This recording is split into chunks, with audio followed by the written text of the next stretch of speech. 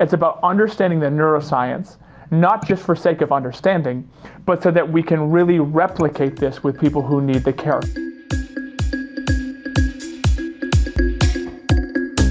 Welcome to the Strokecast. A Generation X stroke survivor explores rehab, recovery, the frontiers of neuroscience, and how to peel a banana with one hand.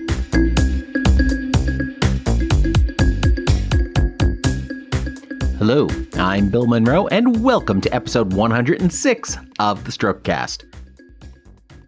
Music, it has the power to take us back in time to sort of that fuzzy, nostalgic past of days gone by. I suppose that's sort of a redundant sentence. But it can also take us into the future that we aspire to. It can show us our history or help us connect with God. It can take us deep into the emotional recesses inside our brains and help us transcend our present and just take us out of the current situation to show us something that can be. And as I invested time with my therapist, Lin Manuel Miranda's lyrics helped keep me going because I too, just like my country, am young, scrappy, and hungry, and I'm not throwing away my shot. And even in the darkest days, Billy Joel reminds me that the good old days weren't always so good, and tomorrow's not as bad as it seems. Music can take us to a different place, metaphorically, and now it can do the same thing literally. Brian Harris is a board-certified music therapist, and he's one of only about 300 neuromusic therapist fellows in the entire world. He's also the CEO and co-founder of MedRhythms, a company in Maine that has developed a new technology that actually helps stroke survivors learn to walk again by combining shoe sensors with music to entrain the auditory cortex in our brain with the motor cortex. When I heard they'd just gotten into the U.S. Food and Drug Administration's Breakthrough Devices program, I wanted to learn more, and this episode is the result of that. So now, let's meet Brian. So Brian, thanks for joining us here on Strokecast this week. Well, thanks for having me, Bill. It's an honor to be here. Awesome. So, first of all, what does MedRhythms do? Yeah, MedRhythms we're a digital therapeutics company that uses sensors and software in music to build products that measure and improve walking following neuro disease and injury, including stroke. We started as a neurologic music therapy practice, which means we had board-certified music therapists trained through the neuroscience of music, a specific training that's called neurologic music therapy, which is all based upon the objective research of how the human brain processes music and how that can be clinically applied. And so we started as a therapy practice where we were seeing really great results. We were at Spaulding Rehab Hospital in Boston. And then we were seeing such great results and such high demand that we decided to bring technology into the equation. And so we built our digital therapeutics platform to help replicate what we were doing as clinicians in practice. And so the product that we use, or that we've built now for stroke, is a product that uses primarily rhythm and how rhythm engages the brain to improve quality of walking, both speed and overall quality, following neuro disease and injury. Now, I mean, one of the things I've heard about integrating music in therapy in the past has been that singing has been one way to help folks with aphasia access their language again, but I haven't heard as much about music and walking and making a difference. Yeah, there's some really incredible research out there, both from a neuroscience perspective, but also from a sort of translational clinical perspective of how music can be used across these diagnoses and across these outcome areas from aphasia. You know, that's very well established of how we can use things like melodic intonation therapy and singing to access language when that may have been damaged. As it relates to walking and improving walking, what the research shows is that when we as human beings, and this is people who don't have damage to the motor system or people without neurodisease or injury, hear a rhythm that repeats in their environment, it activates their auditory system, because it's an auditory cue, right? But now we also know that your auditory system and your motor system, so the part of your brain that's responsible for movement, are actually connected at an unconscious level, such that when we hear a rhythmic cue in our environment that's consistent and repeats, so that could be something like a metronome or actually rhythm in music, it activates our auditory system and then automatically engages our motor system to fire in synchrony with the external auditory cue or the external rhythmic cue. That's what we call auditory motor entrainment. And auditory motor entrainment is really the mechanism of action or the crux of why these interventions work.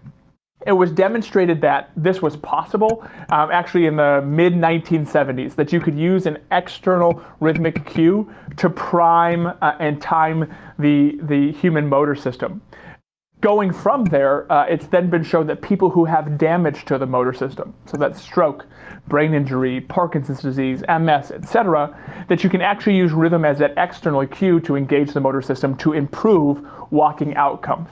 That was translated into a standardized clinical intervention, which we call rhythmic auditory stimulation, in about the mid-1990s, and that clinical intervention has been studied across disease states showing its efficacy. So what we've done at MedRhythms is replicated rhythmic auditory stimulation with technology.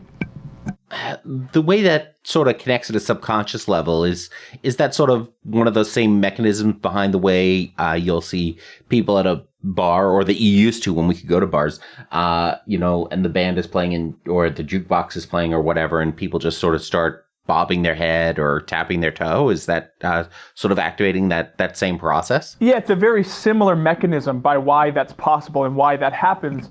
And actually, in all of my live presentations, which I'm doing much less of now these days too, but in all of my live presentations, and I've given this presentation hundreds of times at venues throughout the world, one of the first things I do to demonstrate entrainment actually is I pick somebody random out of the crowd, and I have them walk to a metronome at a slow pace, and then I have them walk to a metronome at a fast pace.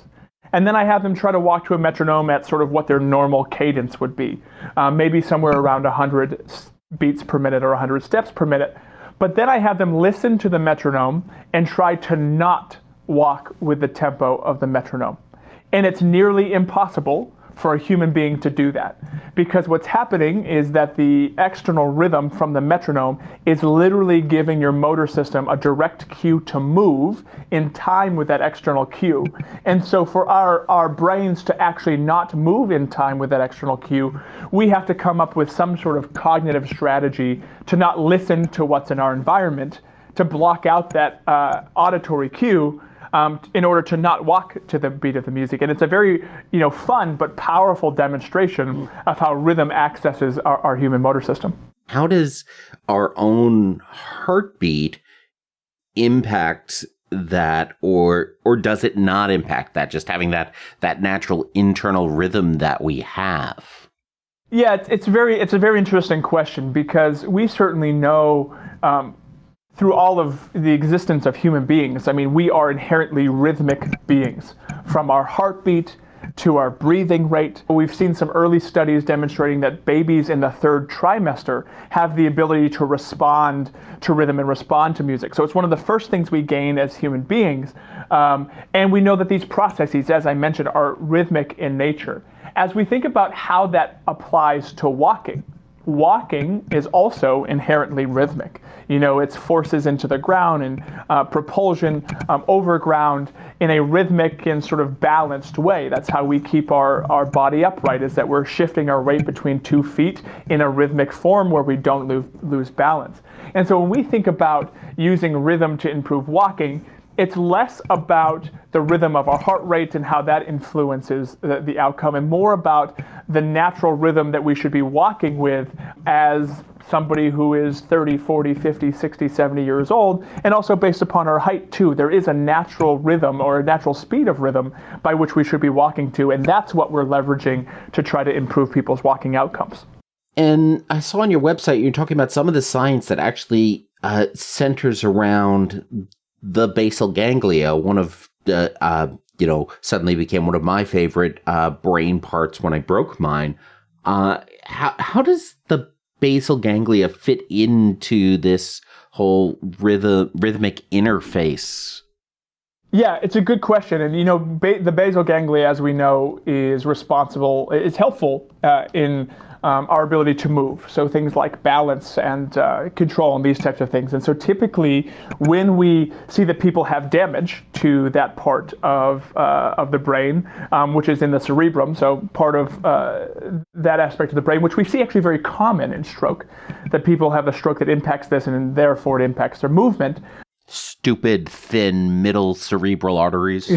Exactly. And so what we're doing is we're using really rhythm to therefore draw some connections through the basal ganglia into the motor system to improve those outcomes. And so what we've seen actually is some early research too that over time, by engaging in rhythmic walking, so engaging in rhythmic auditory stimulation, that we can actually start to see neuroplasticity.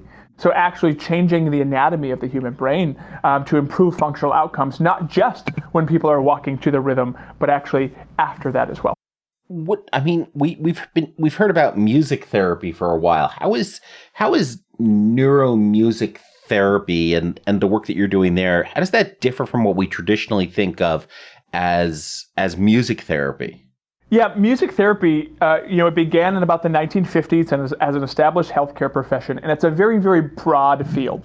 So there are, as you know, many people are aware of, there are people working with children with special needs, early intervention, people working in psychiatric facilities, working on quality of life, emotional regulation, people working in mental health settings, working at end-of-life care, palliative care, hospice care. But then there's this very specific subsection or very specific training, which is called neurologic music therapy, where the first trainings were done in about 1999. And this is really hyper-focused on the objective research in neuroscience about music, perception, and production of the human brain, and how that impacts non-musical outcomes in movement, language, and cognition. So, it's focused less on emotions and much more focused on this very specific neuroscience approach. It's a different approach than what we've seen in traditional music therapy, but it's really based upon, as I said, this objective research in neuroscience, and that's where we focused all along and where we can see these very strong outcomes. When we're talking about a lot of music therapy, it sounds to me like there are three core areas around that. There's sort of that social community engagement where maybe it's not as strictly scientific. Maybe you have volunteers who are coming in and playing music for patients or helping folks sing and things like that. And that's great. I'm not slighting that at all. That's certainly a benefit. Then there are the board certified music therapists, which is actually using it as a specific medically therapeutic tool. And then there's this subset further of actual neuromusic therapy, which is the area that you're working in. Is that sort of an accurate assessment of the landscape there? Yeah, at a high level, absolutely. As you mentioned, we see these people performing in hospitals doing what we would consider to be therapeutic music, which are not trained clinicians. They may be musicians or community members, which has its value. And, it's wonderful to see people bringing music into healthcare facilities in that way. And then there are the board certified music therapists. And, we would look at that sort of, that analogy of being somebody who knows that it's good for people to exercise and you walk for exercise, but then you go to a PT or a physical therapist when you need help with a disorder.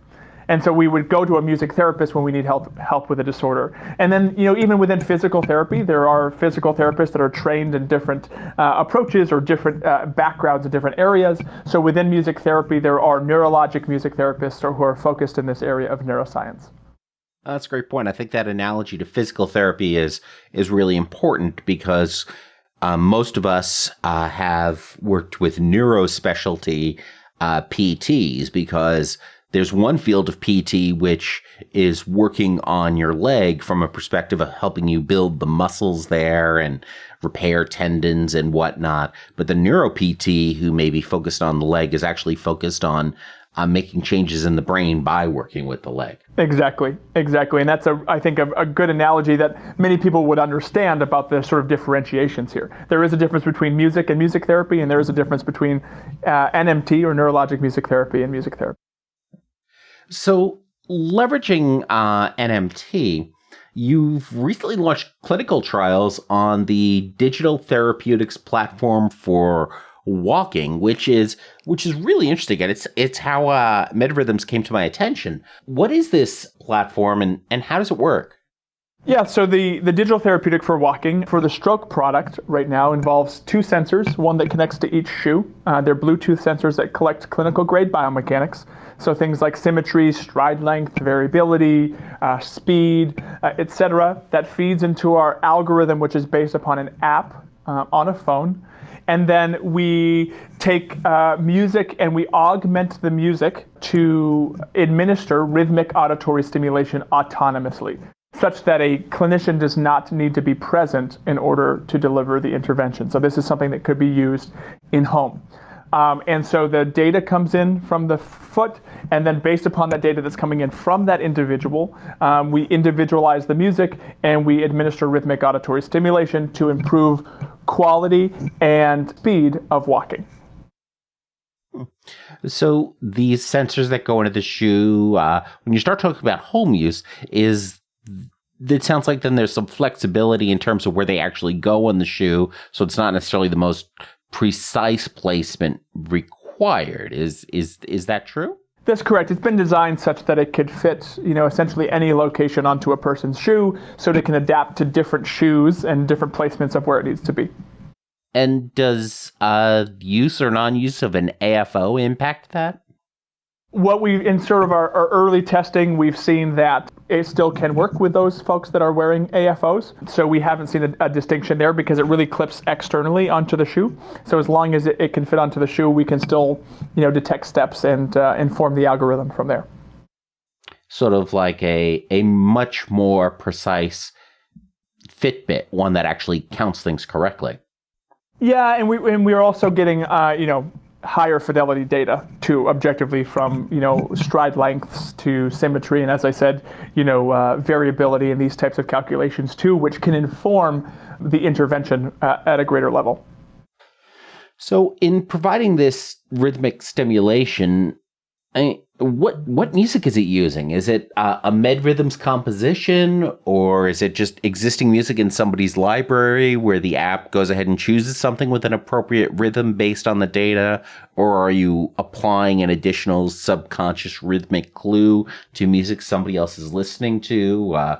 Can this work with the greatest hits of Billy Joel or Meatloaf? Yeah, and the best way to answer that is sort of in two buckets. First being, what do we need from a neuroscience perspective in music to deliver the outcome? And that is the most important thing. So essentially, we need music that has a high beat salience, meaning you can clearly define where the beats are in time. We need music that also is in largely 2/4 or 3/4 time, so 2/4 or 4/4 time, excuse me. So it has to have a certain time signature. And then from there, we want it to be engaging and motivating.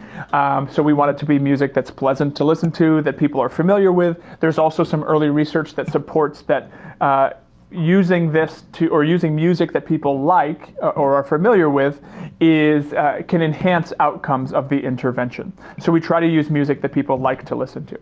So if we think about those two buckets, we have our platform that can actually take any piece of music and screen it for those elements that we need. We're time shifting some of the music to be at the right tempo. We may add rhythmic elements to it, so something like a metronome to give it a higher beat salience. And then there's sort of the more of the commercial question, which is music licensing and these types of things. So we are, in process of this, but, as the product comes to market, hope to have a category or a library of music that has broad music that can be applied regardless of who the person is, but is music that people will enjoy and like to listen to. So it will have the ability to use user-preferred music.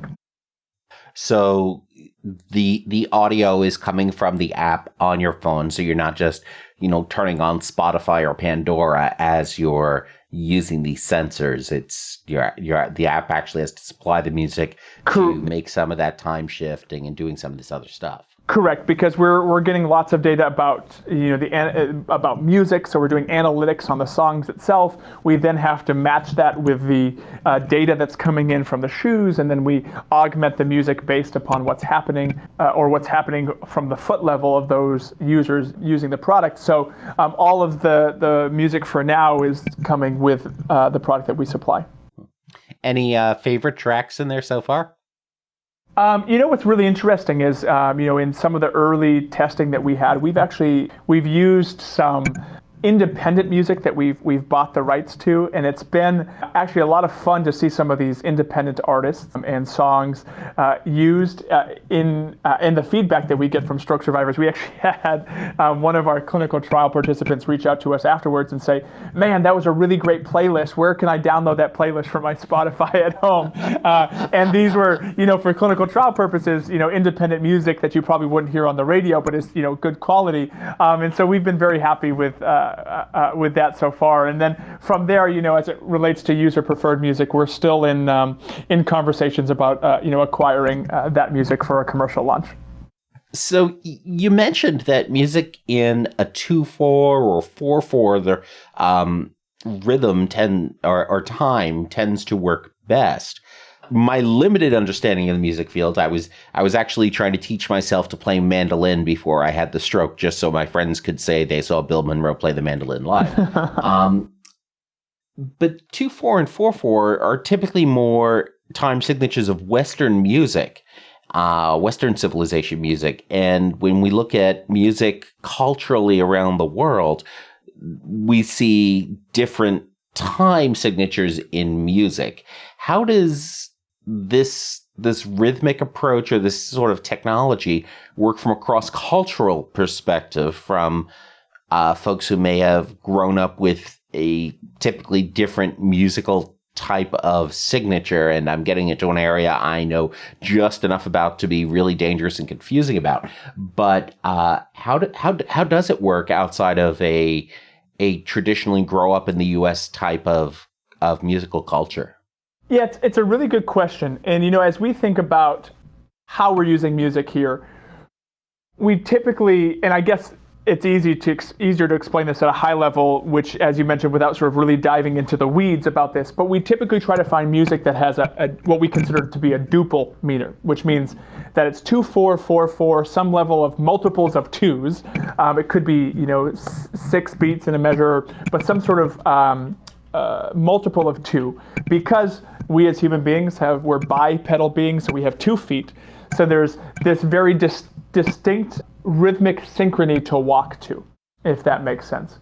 As we think about music outside of sort of more Western cultures, there's also different things happening with harmonies and melodies. All of that can be incorporated. When it comes to different rhythmic structures being actual time signatures, I would say there's no reason why those couldn't be used as long as the rhythmic signals are consistent, meaning that there's a consistent tempo of the music. It becomes more challenging, though, as we think about music perception for somebody who has 2 feet walking left, right, to walk to time signatures that aren't in a duple meter. So it can be done, but from a more sort of perceptual understanding or perceptual feeling of the music, it can become more difficult. So I would say certainly could be done, but it's likely not ideal for that purpose. And probably something that gets more into sort of next phase of development where you really start looking at some of those things. Absolutely. I mean, one of the really exciting things about the digital therapeutic is, we are going to be collecting massive amounts of data about how people walk and how they recover. We also are going to have massive amounts of data about the music. So when we start to pair those together, we can start to really understand at a much deeper level why music works. So not just about the rhythm and the time signature, but what other elements of music are necessary and important. Is it, chord structure? Is it major versus minor chords? Is it accents? Is it timbre of somebody's voice? We'll have all of this data to be able to gain some insights over time about what's really going on, and also how we can broaden the music that we use and also sharpen the music that we use as well. How does that then impact folks who may have auditory processing challenges to go along with some of their walking challenges? I mean, if they're having trouble processing language or sound from the environment and making sense of that, is this something they're still able to use? Does the rhythm bypass some of those challenges? Yeah, and I would say from even a higher level perspective, other than folks that just have what we would consider to be an auditory processing disorder. But we certainly know as people are recovering from strokes or any sort of brain injury, sensory stimulation matters. Brains need to be stimulated, but also brains can also become overstimulated with too much stimulation.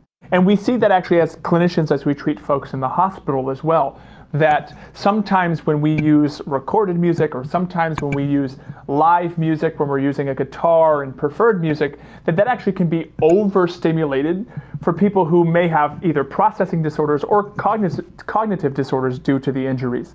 And so what we have to do is really pare back the stimulus without losing the sort of mechanism of action or the crux of why it works, which is really the rhythmic aspect of it. So it might be using simpler music to help access those folks that may have cognitive or auditory processing disorders, meaning making the stimulus, maybe it's just a metronome, maybe it's just single notes, maybe it's single chords, but we typically see overall that there is a way to still access that motor system via the auditory system with a rhythmic input across the board. There are caveats to that. I'm not here saying that this works perfectly for everyone in all cases. However, there's typically, because music is such a versatile stimulus, there typically is a way to incorporate it in most of our patients.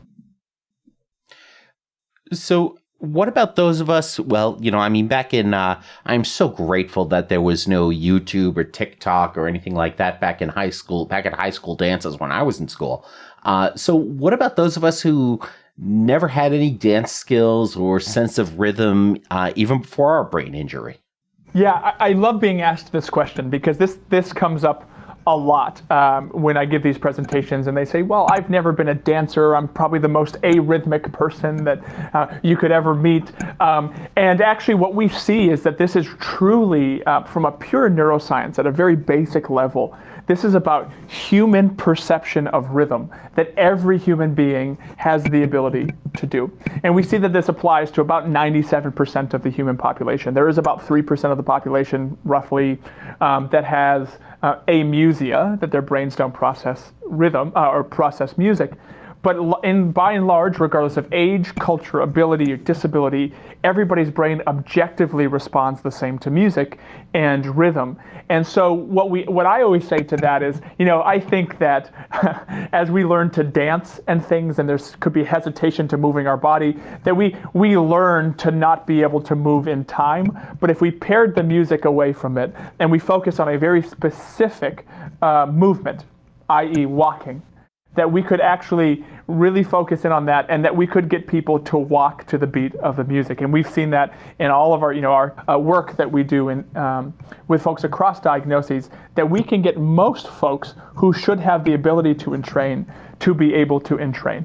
Well, that's reassuring.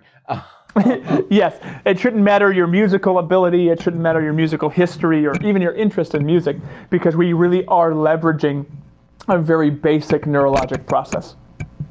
I guess one of the things that's also really interesting, one of the reasons why this technology showed up in my news alerts, was that you've also recently received approval from the FDA to be part of the Breakthrough Devices program. So it speeds up approval or potential release to the public. I mean, what does that program mean? Does it bypass any safety or efficacy standards in favor of speed? It's a good question, and certainly a very exciting and important milestone for us to be given this breakthrough designation. And to be clear, it's not an approval yet, so we don't have FDA approval. And it doesn't actually get around any safety or efficacy standards that would need to be met. What it allows us to do is basically the breakthrough device programs indicates that your product has the potential to meet a high unmet need in what they consider to be irreversibly debilitating conditions. So in areas where there is a high unmet need and not many things currently on the market. So they acknowledge that your product has the potential to do that. And then in addition to that acknowledgement, it is they're committing to helping us with faster discussions and faster back and forth to help us get through the approval process quicker so that we can meet this unmet need. So it's not the approval yet, but it's a process that helps us get there in a more efficient manner. Gotcha. So you're going through now your clinical testing operating in 5 different facilities around the U.S. Some of those are also in some of the regions. As we're recording this in July of 2020, some of the regions hit most heavily by COVID-19, including Chicago, New Jersey, New York. Not certain about where Boston is falling into it right now. But how has the spread of COVID-19 and a lot of the hospitals shutting down non-life-threatening or therapies for non-life-threatening conditions as part of quarantines, how has that been affecting the study sites and the studies that are ongoing? As we rewind to March and we look at sort of the landscape here, as you mentioned, when sort of mid-March, early April happened, most clinical trial sites, hospitals around the country stopped doing human subject research that wasn't considered essential or related to COVID-19. And so equally to our clinical trial, we had to pause our research as it relates to the pivotal study. It is exciting to see that we're now starting up research again at some of our sites at some level. But it was essentially a pause for a couple of months.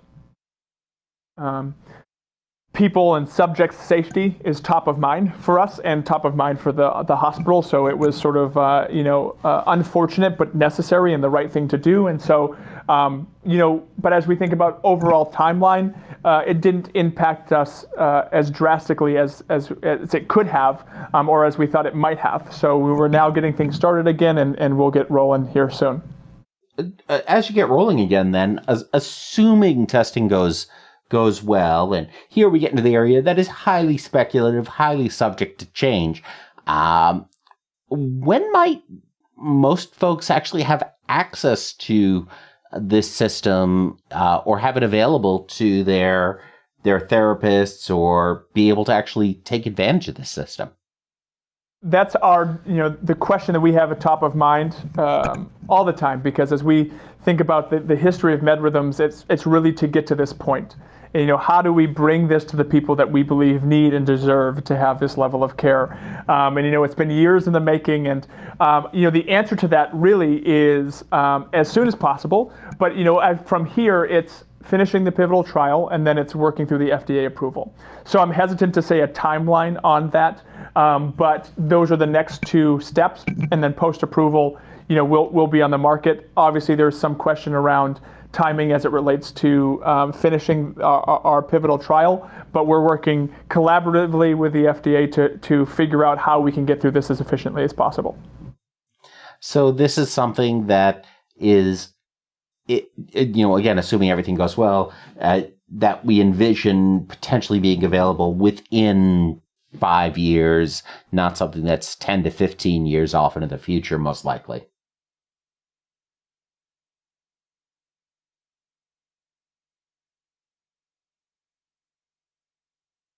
Mm-hmm. Sure, absolutely. If folks wanted to sort of start trying to leverage this in their own habits or their own just life? Is there anything, particular types of things they should look for in music if they wanted to just try playing that on their own? Obviously not nearly as effective, but my typical guidance for folks when they want to just experiment with therapies is if it's safe and costs no more money and doesn't take away from your traditional therapies, whether it works or not, go for it. Give it a try. Sure. Yeah, and as we think about that, walking to music, as we've seen in the literature, and what we're showing, is helpful.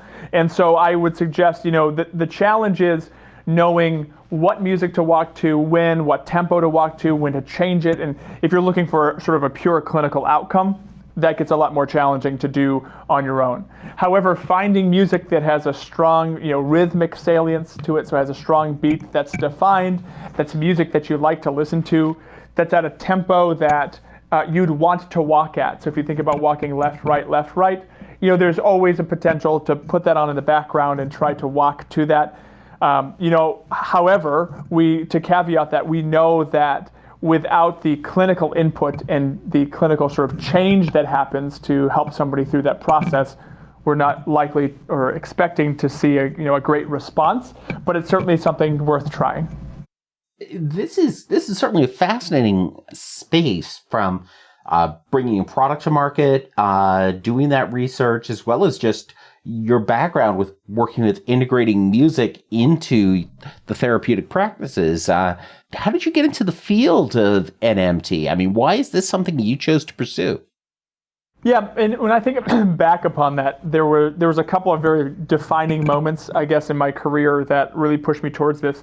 First of all, I've always been a musician, so I knew that music was going to be a big part of my life professionally, but I also knew that sort of music education was not for me, and also that music performance was perhaps not the route I wanted to go either. But the idea of using music to help people really resonated with me.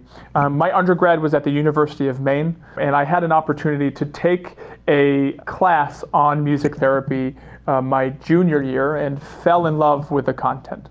That same year, I was able to intern with at the time, the only private practicing music therapist in the state of Maine. And he was not a neurologic music therapist and not trained in neuroscience. However, he was working with children and adults that were severely disabled. And I will never forget the very first session I ever saw of live music therapy was with a boy who was about 18 years old, but who was physically and cognitively functioning at about a 1-year-old level. So very, very low functioning. And within about 10 minutes of doing live music and music therapy with this boy, he began to function cognitively at a higher level than what anybody in his life had ever seen before. So literally the people who worked with him every day at his day program and his family came in the room, and they were literally in tears because they couldn't believe how this boy was functioning. And so it was at that moment that, number one, I realized that this was my calling in life, that I needed to figure out how to use music in this way to help people. But while I was watching this, while this was as we would typically call a magical moment and a beautiful thing to witness, I kept asking in my brain, I kept asking myself, there must be a reason why his brain is able to respond this way to music. And if we can answer that question of why that's possible, that's when we can really harness the power of music and then replicate it to help a lot of people. And for me, that's what this has always been about. It's about understanding the neuroscience, not just for sake of understanding, but so that we can really replicate this with people who need the care, because we're seeing such great results. And so that really set me on a path of becoming a board-certified music therapist, but solely focusing on neuroscience to answer that question. How do you personally navigate, then, your passion for the neuroscience of music, your work as a clinician, and life as the CEO of a company? Fantastic question. And I feel very blessed to be in this position because as CEO of this company, I literally get to engage in all of those activities in leading the organization. So we still have a therapy group that operates. We provide clinical care to Spalding Rehabilitation Hospital. We do in-home care. And so every few months, I still get to be a clinician. I actually go and do clinical work myself because it's what fuels me. It's what excites me. It allows me to stay sharp. As part of being CEO, I get to work with amazing world-renowned neurologists and researchers who we're partnering with to build the clinical evidence, and I get to work on protocols and stay up to date on that research and be a part of driving that neuroscience research forward. And then as the CEO, I get to bring all of those parts together, and we're building a team to push this forward in a way that will really make an impact. And that for me was even the decision to become an entrepreneur.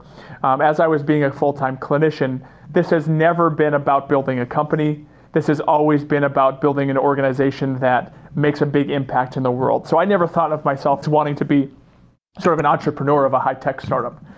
It was always about how do we help more people? And there became a point in my clinical career where I realized that I could make a bigger impact if I wasn't treating patients 40 hours a week. That I could really help more people by leading an organization to get there. And so that's the decision I made. And, I have, I think, the best job in the world. What is it about Maine that makes it a great place for you to run this business? For me, I'm originally from Maine. So I grew up in central Maine in a town called West Enfield, which is a very, very small place in the middle of Maine. And also the co-founder of the company, Owen McCarthy, is from northern Maine as well. So there was, initially just a love for the state as we began. We started the company in Boston and then moved it back to Portland. And when we were thinking about why we wanted to come back to Portland, number one was we cared about Maine's economy, we cared about Maine's people, we wanted to be a part of that. Number two was, quality of life here is amazing. Portland is actually ranked as the number one food city in America by Bon Appetit magazine. Really? Yes, it is. And you look at the craft beer scene too. So culturally, and the music scene is growing. Culturally, there's a lot of really exciting things happening here. And in addition to that, the startup space and the business economy here is also growing significantly year over year over year. People don't often hear that story, but there is a really great ecosystem here for both startups, for life sciences, and for large companies as well. And so it's a really exciting time to be a part of that ecosystem. And then as we think about even just sort of pure, and I will say Maine also gave us a lot of incentives to come back. We were supported by the Maine Technology Institute and Maine Venture Fund and these types of things, and a lot of entrepreneurs in Maine to help us make that decision to come back to the state. But then when we think about geographically where we sit as well, our office is only an hour and a half from downtown Boston, where we have a lot of contacts and partners there. And we look at, we like to say that Portland, Maine is the Silicon Valley of Boston. So if you're in San Francisco, it's going to take you an hour and a half to get to the valley, and vice versa, where all the big tech companies are. And we're an hour and a half from downtown Boston. And so geographically, we're actually not that far away as it may seem that we are from, the hubs, but we're creating a unique hub here ourselves and loving every minute of it. Oh, that's great. I definitely have to get out to Maine at some point. And for my international listeners, just to give you some perspective, Boston is in the northeastern corner of the U.S. So when you're looking at the map in the upper right, and Portland, Maine is even further up in towards that corner. If you think of it relative to Canada, we're talking about getting into the area of southwest of Newfoundland, but that upper northeast corner of the U.S. Brian, this has been fascinating. I'm always pleased when I learn a lot more than I expected to learn when I do some of these conversations. So this has been great. If folks want to know more about you and what you're up to or what MedRhythms is up to, where should they go? Well, we have a website, which is www.medrythms.com, medrythms.com. medrythms.com. We also have LinkedIn and Facebook presences, so we under MedRhythms Inc. So we encourage you to follow us there and keep up with all of the up-to-date news as we evolve and change over the coming months. And that brings us to our hack of the week. Use music. That sounds cliche, but I always say we know that music is such a strong stimulus for us as human beings, both emotionally, mentally, physically, cognitively. And so I would say incorporate music into your daily life as much as possible, whether that's listening, if you have aphasia, whether that's singing, if you have motor problems, whether that's walking. Do your best to incorporate music. It's such a profound stimulus to the human brain. And I usually end all of my presentations that I give with saying what we understand about humans, about music's impact on the human condition, I believe will change the landscape of healthcare as we know it, because it's that powerful. So use music, use it often, even if you don't know how, have music in your life, and that's the best way forward. Fantastic. Thanks so much for joining us, Brian. This has been awesome. Well, Bill, thanks for having me. It's an honor to be here, and I really appreciate your time as well. One way that I like to keep track of developments in stroke world is through the use of Google News alerts. Basically, what you do is you can actually choose a word or a phrase or a topic or even several of them, and every day Google will send you a list of new news links for that topic. I have one running for stroke and another one running for neuroscience. I've got a couple others too. But when I get that email, I can quickly look through it each day and click on over to articles where I can learn more about something that seems like it might be kind of interesting. And some of those articles I'll go ahead and ask my medical team about to see if they apply to my situation or just to get some broader context around them. And some of them I'll talk about in a stroke support group or in a Facebook group or in just some other areas. It's really a great way for me to keep on top of new developments in our world. And some of those news alerts have actually turned into episodes of this podcast. Several weeks ago, a bunch of articles came out about MedRhythms when they were approved to join the FDA Fast Track program. So based on that, I reached out to them through their website, and that's how I connected with Brian. So the lesson here is twofold. First of all, it's that Google News alerts can be quite helpful. And second, don't be afraid to reach out to folks, because you never know what will happen. So as you're going ahead and adding more music to your life and enjoying the music that you have in whatever format you're listening to it, be sure to go ahead and also check out the show notes over at strokecast.com/medrhythms so you can learn more about what MedRhythms is doing, their technology, and their organization. Please share this episode with someone that you know by giving them the link, strokecast.com/medrhythms. Be sure to subscribe to Strokecast for free in your favorite podcast app so you never miss an episode. And of course, as always, don't get best, get better. Thanks a lot. I'm Bill Monroe, and I'll talk to you soon.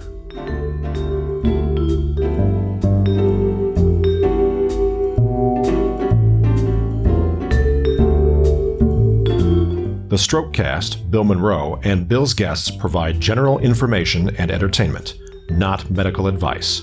Please do not make any changes to your treatment plan or the execution of your treatment plan without first consulting your personal doctor or medical team.